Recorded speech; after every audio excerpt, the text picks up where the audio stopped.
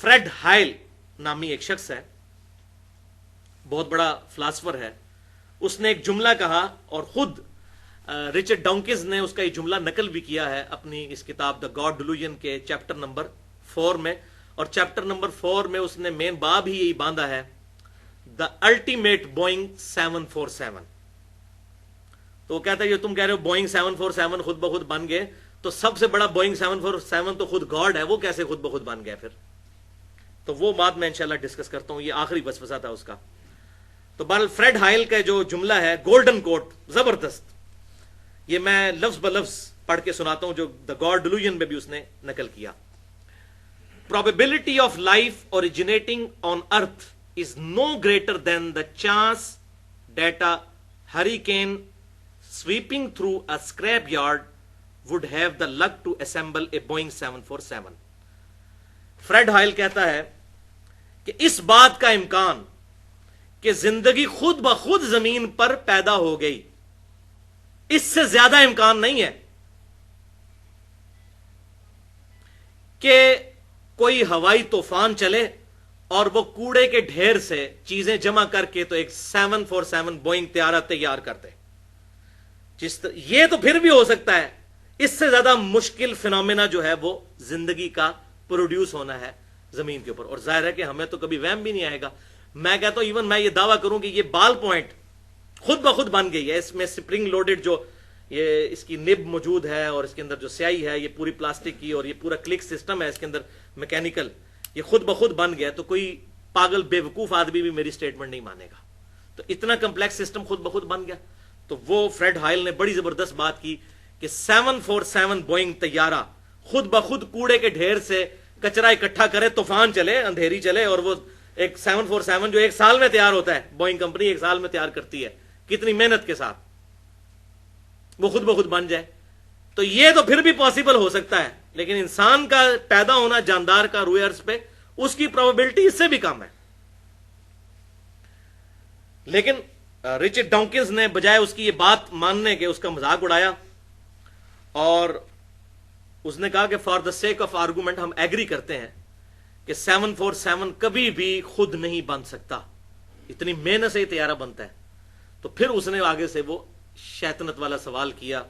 उसने कहा सबसे बड़ा बोइंग 747 तो खुद गॉड है। ये जिंदगी इतनी कॉम्प्लेक्स है कि बगैर किसी के बनाए ना अंडा बन सकता है ना कोई जिंदा जानदार। ये इतनी पेचीदा और कॉम्प्लेक्स जिंदगी है, ये बगैर किसी के बनाए नहीं बन सकती। तो इसको बनाने वाला तो इससे भी ज्यादा कॉम्प्लेक्स होगा। For the sake of argument बात बड़ी जबरदस्त है। इसको बनाने वाला तो इससे भी ज्यादा कॉम्प्लेक्स होगा। वो खुद ब खुद अगर बन सकता है तो जिंदगी भी खुद ब खुद बन सकती है।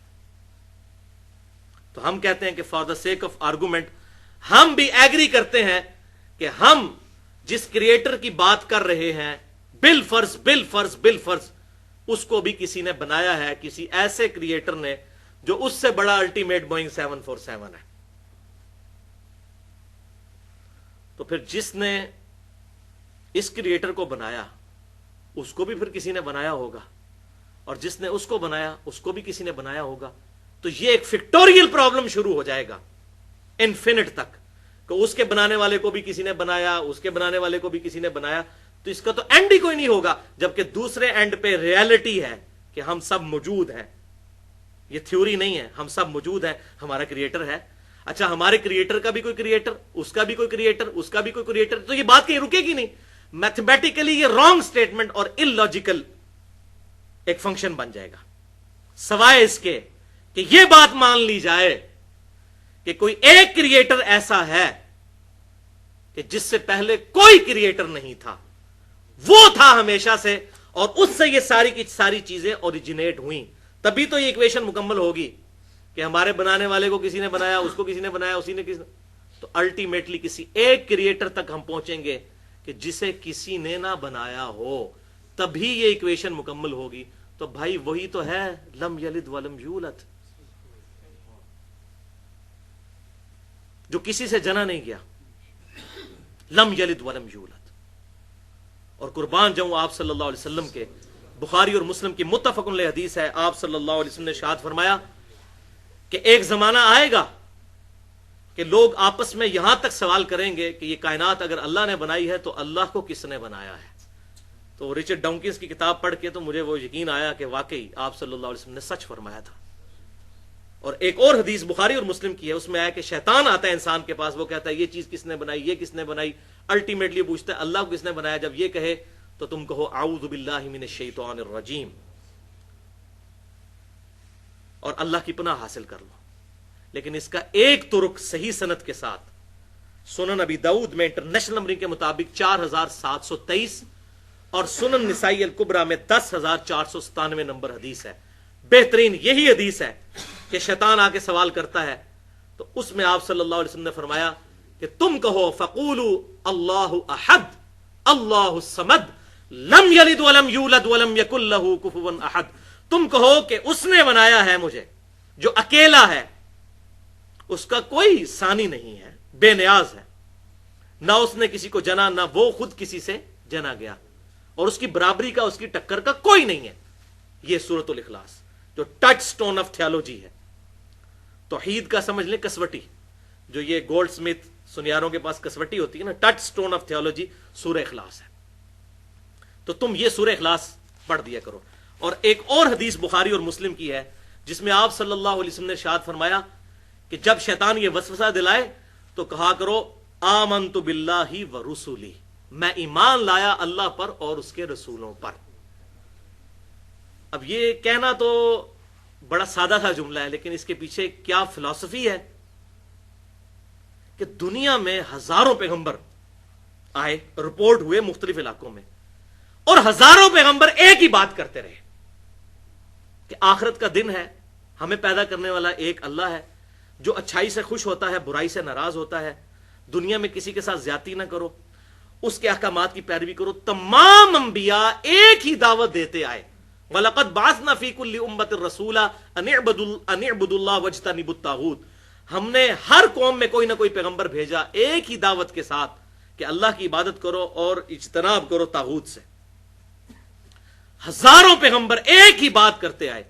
بھائیو یہ اتنا بڑا اتفاق کیسے ہو سکتا ہے کہ ہزاروں پیغمبر ایک ہی بات کریں؟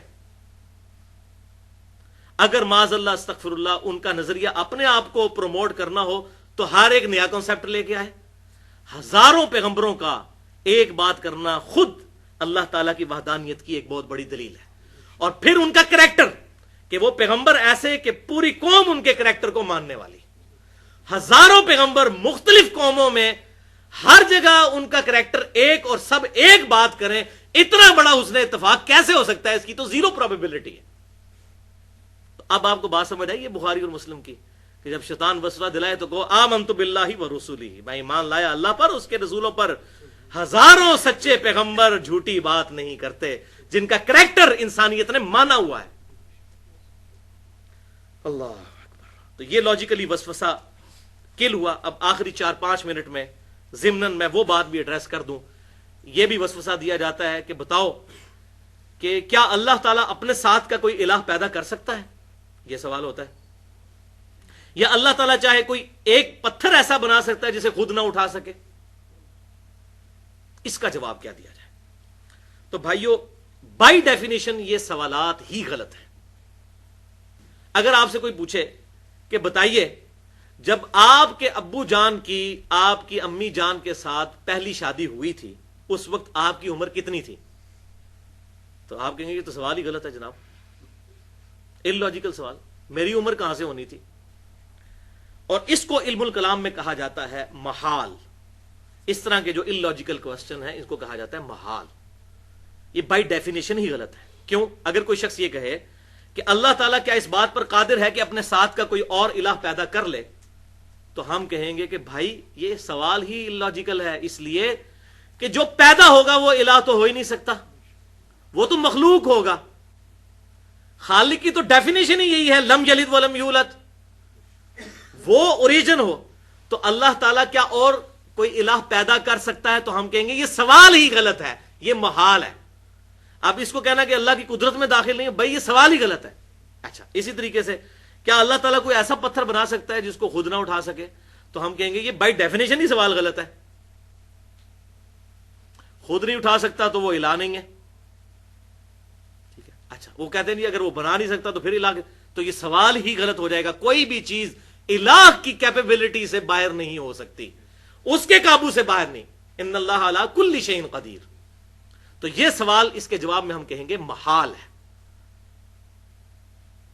اسی طریقے سے اگر کوئی شخص یہ کہے کہ اللہ تعالیٰ چاہے تو نبی صلی اللہ علیہ وسلم کے بعد بھی کسی کو پیغمبر بنا کے بھیج سکتا ہے، تو ہم کیا کہیں گے؟ محال ہے. کیوں؟ قرآن پاک نے فیصلہ کر دیا ما کان محمد ابا احد من رجالکم ولکن رسول اللہ وخاتم النبیین. خاتم بھی ہے اور خاتم بھی ہے، دونوں چیزیں قرآن میں بھی احادیث میں بھی آیا. تو اب یہ خاتم نبوت کی ڈیفینیشن کے منافی ہو جائے گا کہ اللہ تعالیٰ کوئی اور پیغمبر بھیج دے. انہیں جی اللہ تعالیٰ چاہے تو کر سکتا ہے، تو ہم کہیں گے نہیں. کیوں؟ قرآن میں آیا لا تبدیل لکلمات اللہ. اللہ کے کلمات نہیں بدلتے، جو کلمات بدل دے وہ اللہ نہیں ہے، اور جو اللہ ہے وہ کلمات نہیں بدلتا. جو جھوٹ بولے وہ اللہ نہیں ہے، اور جو اللہ ہے وہ جھوٹ بولتا نہیں ہے. کوئی بھی نٹوریس کوالٹی اللہ تعالیٰ کے ساتھ منسوب نہیں کی جا سکتی. کیا اللہ تعالیٰ جھوٹ بولنے پر قادر ہے؟ ہم کہیں گے کہ یہ سوال ہی غلط ہے. ٹھیک ہے. اسی طریقے سے کیا اللہ تعالیٰ چاہے تو موسیٰ علیہ السلام کو دوزخ میں اور فرعون کو جنت میں بھیج دے؟ تو ہم کہیں گے محال ہے. تو یہ ہوگی محال کی ٹرم. اور دوسری ٹرم ہے مقدور، اس کے اپوزٹ. مقدور ہے جو اللہ تبارک و تعالیٰ کی قدرت میں چیزیں داخل ہیں چاہے اس نے نہ کی ہوں. مثلا اگر کوئی شخص کہے کیا اللہ تعالیٰ ایسی سیڑھی بنا سکتا ہے جس سے ہم آسمان پہ چڑھ جائیں؟ تو ہم کہیں گے ہاں بنا سکتا ہے، اگرچہ اس نے بنائی نہیں ہے، لیکن اللہ تعالیٰ اس بات پر قادر ہے. اللہ تعالیٰ چاہے تو آگ کو ٹھنڈا کر سکتا ہے، بالکل کر سکتا ہے. عموماً نہیں ہوتی، لیکن جب چاہے کر سکتا ہے. ابراہیم علیہ السلام کے لیے کی. تو فزیکل فینومینا آف نیچر جتنے ہیں وہ اللہ تعالیٰ کی مخلوقات ہیں، جب چاہے اللہ تعالیٰ ان کو توڑ سکتا ہے جس وقت چاہے. ہمیں نیند سے بے نیاز کر سکتا ہے، بالکل کر سکتا ہے. جنت میں کرے گا، وہاں نیند نہیں ہے، جنت میں رات نہیں ہے. پیشاب سے بھی بے نیاز کر دے گا. صحیح مسلم میں حدیث ہے خوشبودار ڈکار آئے گی، سارا کھانا ہضم، پیشاب کی ضرورت ہی کوئی نہیں. تو یہ سارے فزیکل فینومینا آف نیچر اللہ تعالیٰ ان فینومیناز کا پابند نہیں ہے. اللہ تعالیٰ جب چاہے ان کو توڑ سکتا ہے. یہ تمام چیزیں مقدور ہیں. تو محال اور مقدور کا فرق سمجھ آ گیا. میرے خیال ہے اتنا ہی کافی ہے. باقی جتنی چیزیں ہیں وہ ساری باتیں ایڈریس کی جائیں تو گھنٹوں چاہیے. اللہ تعالیٰ سے دعا ہے جو حق بات میں نے کہی اللہ تعالیٰ ہمارے دلوں میں راسخ فرمائے.